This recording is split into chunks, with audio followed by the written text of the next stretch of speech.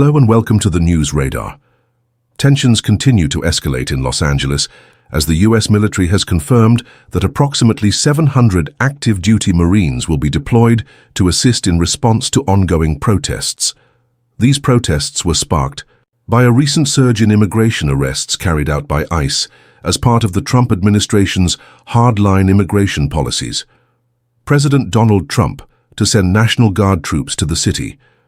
The president defended the deployment, saying that federal forces were needed to support local law enforcement agencies, which, in his words, were afraid to act.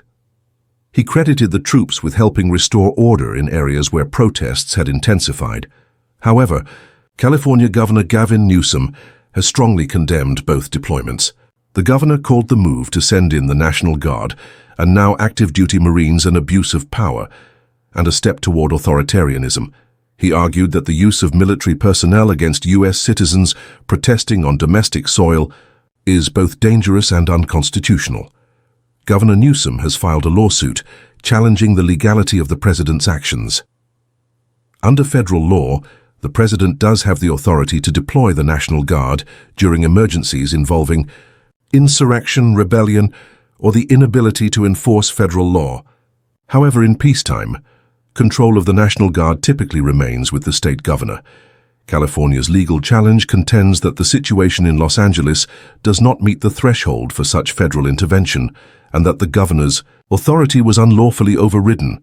Legal experts say this case could have far-reaching consequences.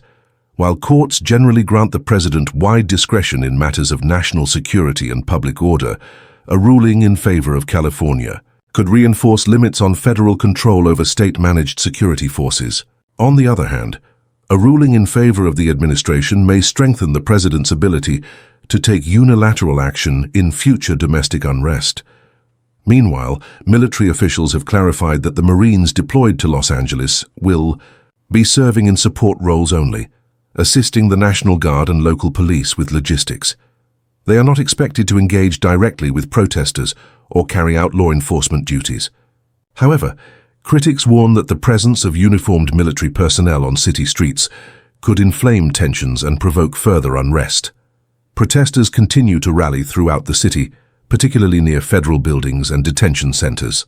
Demonstrators are calling for an end to mass ICE arrests and are demanding accountability for the use of military force. Some incidents of violence have been reported, though most protests remain peaceful. This marks the first time since 1965 that a president has deployed the National Guard to California without the state's consent. The political and constitutional implications of this decision will likely be debated in courts and across the country in the days and weeks to come. We will continue to bring you new updates as more information becomes available. Stay with us for the latest updates.